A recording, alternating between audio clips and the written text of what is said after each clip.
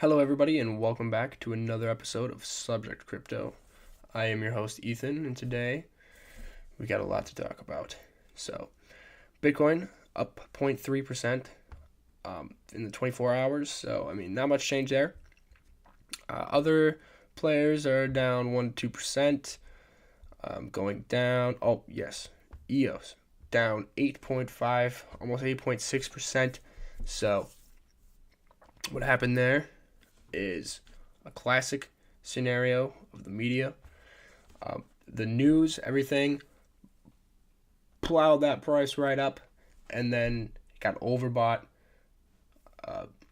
And everybody that saw those 15 to 20, 25% gains, they closed out on those positions. That's a fair decision. Like, that's 25%. Who could say no to that? So then they just sold all that off, and now we're seeing that comeback, guys. And there's the other one, IOTA was the other one that pumped up real big. Today, the one that pumps up is Tron with the 13.5%. They released a new piece of news. I don't really know what that was. I stopped following them because I sold all my position in Tron a while back. It's because they were too much. They treated me fairly well because I got in before it was even a penny, and I don't know much. So we'll talk about that some other time. So continuing forward, Bitcoin, we're losing a little bit of that upward momentum from the little bounce we had off the 88,000-ish area. So had a little bounce off that, losing the momentum up.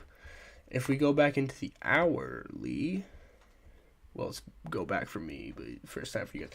So the last video right here is where we were, and I said that it was going to be hard getting above this 84.50-ish, 84.60-ish range. So once that happened, we actually turned that into a line of support. So interesting.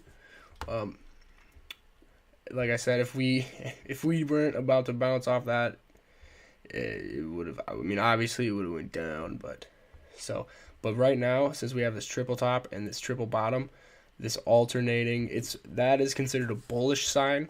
That's not my saying. That's just Investopedia, like looking basic information there. So right up here, that's a bullish sign. So I'm gonna have to agree with the fundamentals on the technical analysis and say that that's gonna go up. But we're also following like the curve. We could I wouldn't say it would bottom again, because that's unlikely. But if it did go back down in this range, it's probably just going to continue going down. But this is a bullish indication right here, consolidating between these two ranges like that. So for tomorrow, betting it's going up. Hope so, because I have a big portion or a big percentage of my portfolios in Bitcoin. So I hope I love it. So going on to the news. Research shows that only 1% or 1.3% of transactions in 2019 were payments. So people buying goods in exchange for Bitcoin. And there's actually a very interesting article from CCN here that it basically explains. At first I didn't know what side they were on here, but I soon figured it out. So this email, this is kind of what sparked this, was sent from the senior economist at Chain Analysis. Okay, Kim says Bitcoin economic activity continues to be dominated by exchange trading. Obviously, okay, that's the only place that I interact with it. So, and I'm sure many of you guys as well. This suggests that Bitcoin's top use cause remains speculative. No, not the use case, or at least not for us, but I mean the big institutions. Okay, so anyways, and the mainstream use of Bitcoin for everyday purchases is not yet a reality. Yes, that is true, but that's not our fault. Okay, we're not the ones that aren't using it, or we don't have that option really. But also, why we're holding it is because we're kind of transferring our wealth into this new, hopefully one day, global economy. So then,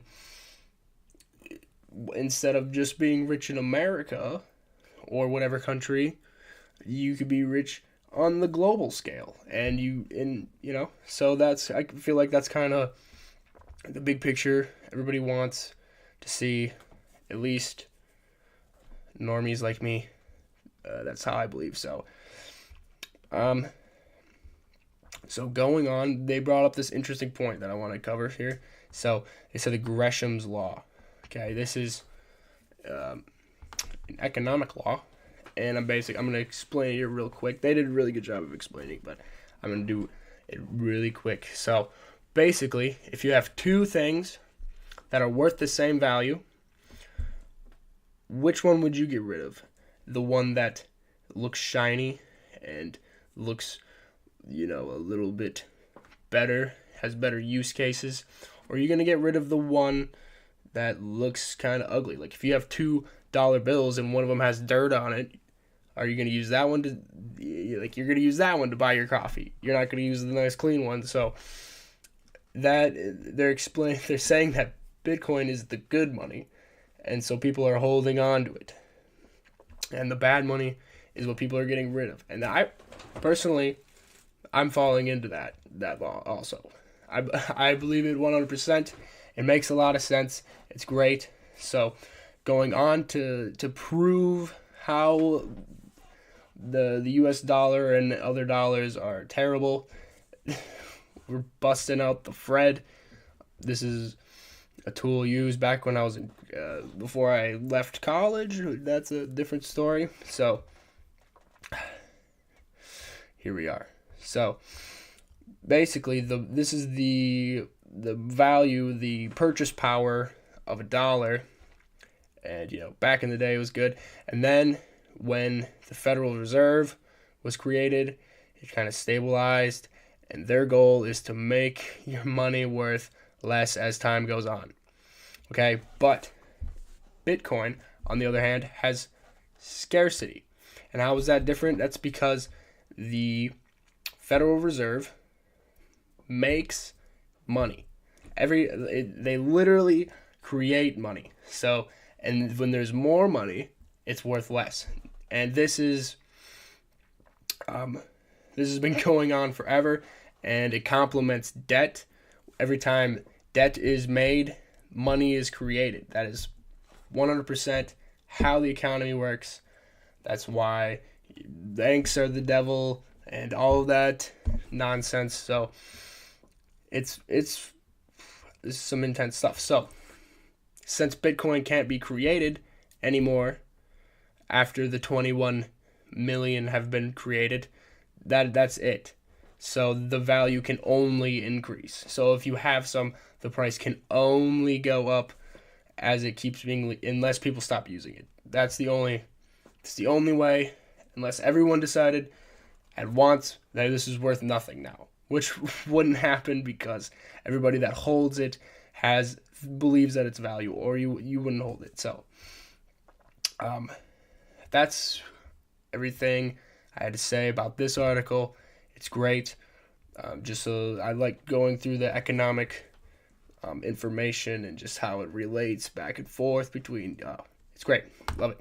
Going on to some fun. A digital dress sold for $9,500. So this is great. I didn't know what this was at first. I thought it was a real dress. But this is actually what you're looking at here. This is a real dress. She's not wearing this dress in the photo. Okay? But this dress right here, she owns, or whoever owns this dress through the Ethereum, I believe, the Ethereum blockchain. It's like the AI cameras on Snapchat, but what if you owned that and only you own that, and that is what this is. So it's here. Let's. They got a video of it. There's a video sparkling of it on Instagram. So this is the real dress. You're looking at the real dress right here. This is all it is. It's a photo because it is this is a digital asset, just like Bitcoin, except you wear it in your photos. So that is interesting. I'm going on the last article, Satoshi's treasure. This is like some Cicada 3301 typed early, like 2012 era digital craziness. So this is a scavenger hunt to find these sections of the private key for a Bitcoin address that holds $1 million worth in Bitcoin. I don't know how exactly. They must adjust it every day. I don't know how they keep up with that. So, but that is what they claim. So, yeah, equal to 1 million. So there's one wallet. You're finding the 400 of the splits into the keys. Then you put them all together, and now you have access to the assets. So this is intense, and it's also a global phenomenon. This is happening. These keys are all over the whole world. So if you're interested in doing this, you're gonna need some money for some flights. You're gonna need some time on your hands to go visit all these places and figure out all of these keys. So yeah, there's also some rules about destroying some of the clues and the repercussions for that. And whoever put this together, I love it, honestly. I don't know what their motive was. Maybe it's just to drive some more people into this space. I don't know, but I love it. Comment below what you would do if you just got $1 million worth of Bitcoin. Personally, I would keep it, because people are talking about $500,000 Bitcoins, $1 million Bitcoins, and that is enough wealth for me to dream about for every. So, deep breath. That's all I got for you guys today. So, have a great rest of your day. Thank you for tuning in to the end. Hopefully we made it there. I love you all. If you enjoy this content, feel free to subscribe and like. And until next time,